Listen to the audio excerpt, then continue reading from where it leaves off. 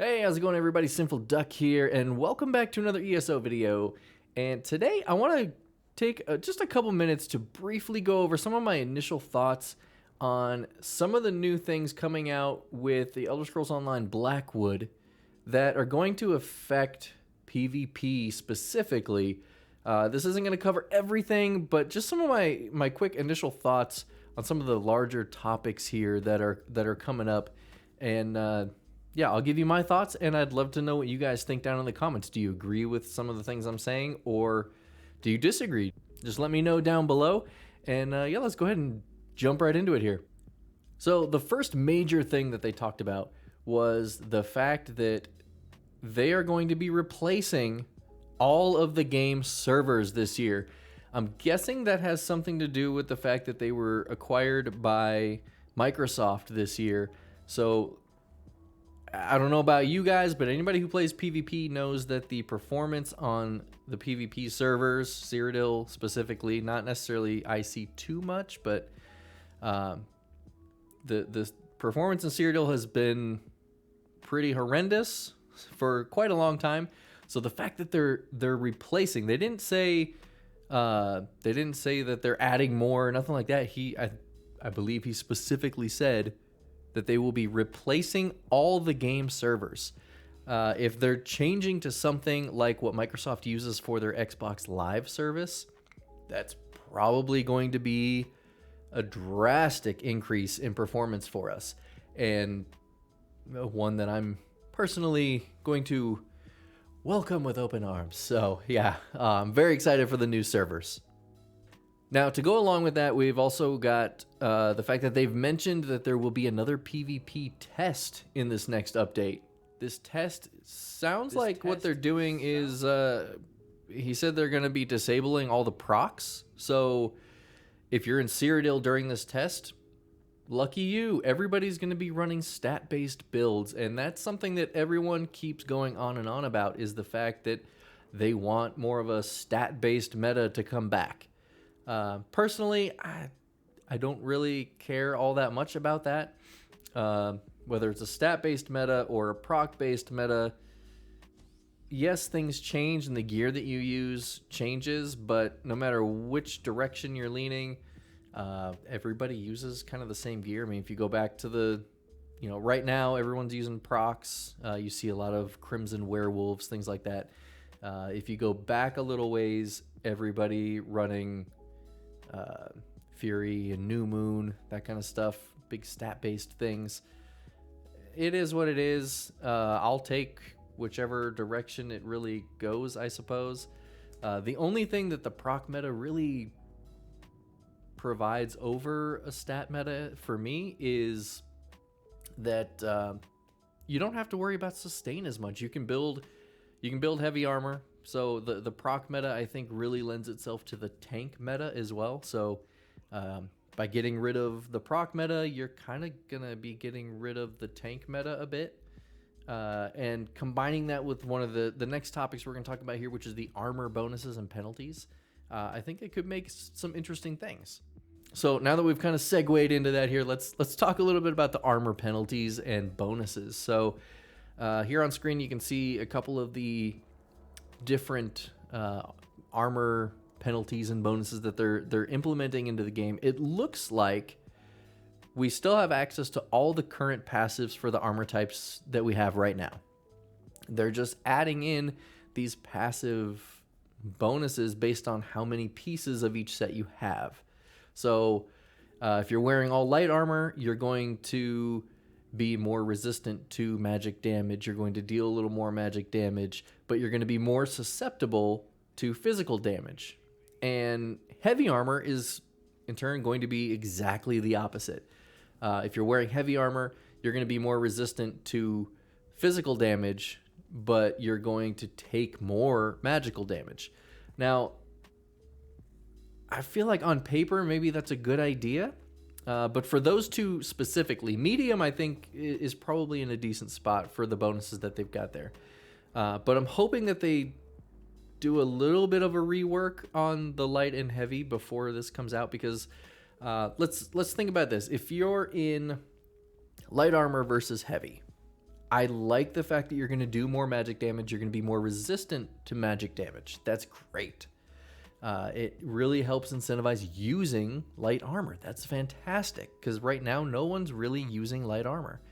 However, just for the sheer fact that it is light armor, you're already taking significantly more damage against physical attacks because you don't have as much armor.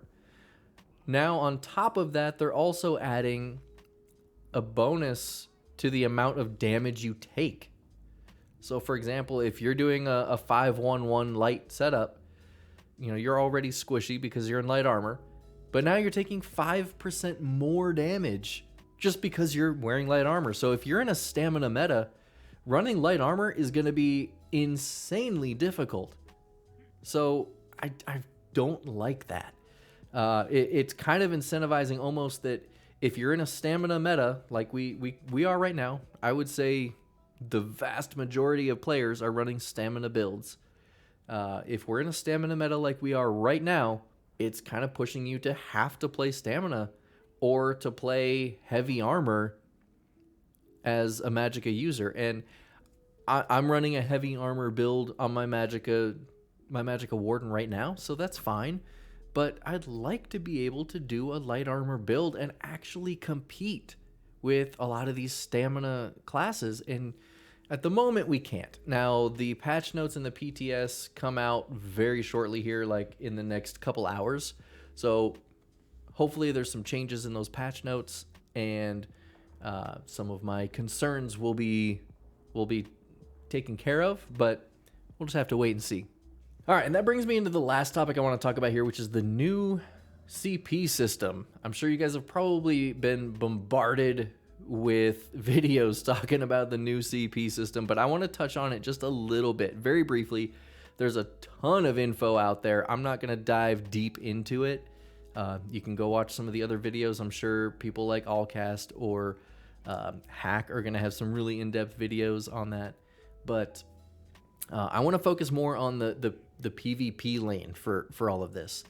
And for PvP, I'm a little worried because while they did a great job with having to choose what perks you want to activate, similar to your skill book. If I'm in my skill book here, I have all of these skills unlocked. I've purchased them all, but they don't do anything for me unless I take them and put them on my bar. So they're doing the same thing with that CP system right now. And I like that because it makes sure that you don't have too many choices. You can't just have everything. You have to select what's going to actually fit your build and your playstyle. And I like that. However, where I think we're going to get into trouble is somebody who is a fairly new CP 810. They would be done. They'd be able to compete with everybody. They'd be at the top level for PvP right now. However, in this next update, all of a sudden, that person who's 810, or I suppose by then maybe they're 850, they're now competing against people who have 1200 or 2000 CP. And while you can only equip 4 of those passives, there are several nodes on the CP tree that are active all the time. They're just, stat bonuses. So somebody could pick up 100 points in max stamina or 100 points in health and magicka and just really have massively boosted stats over somebody with lower CP. So I get what he was talking about in terms of wanting more vertical progression, make your character more powerful. I get that. I like the idea, but I'm afraid in PvP, you've got to have a ceiling. You've got to have somewhere to level people out. Otherwise, it just becomes whoever has played longer is more powerful. And I don't like that. And I'm hoping, again, the PTS comes out here in a couple of hours along with the patch notes. So I'm hoping that I'm wrong on that. I would really, really love for this new CP system to be everything we've been hoping for. But there's a couple little things like that that worry me. That, I'm CP 1100 and I could be fighting somebody who's CP 2000.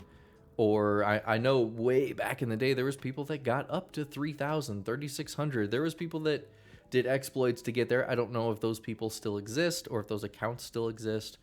But you could potentially run into people that just stomp you because they've got more time played than you. Or not even necessarily more time played, but more time played in the right places. I spend most of my time down in Imperial City hunting other players. So my champion point gain is not going to be nearly as fast as somebody who spends the exact same amount of time in dungeons. So, I don't know. Those are my concerns. Hopefully we've got something that will kind of ease my worries. But the new armor system, I think, could potentially be really, really good. They may need a couple tweaks to some different things to really polish it up and give it that next level feel. The new CP system, again, potentially great.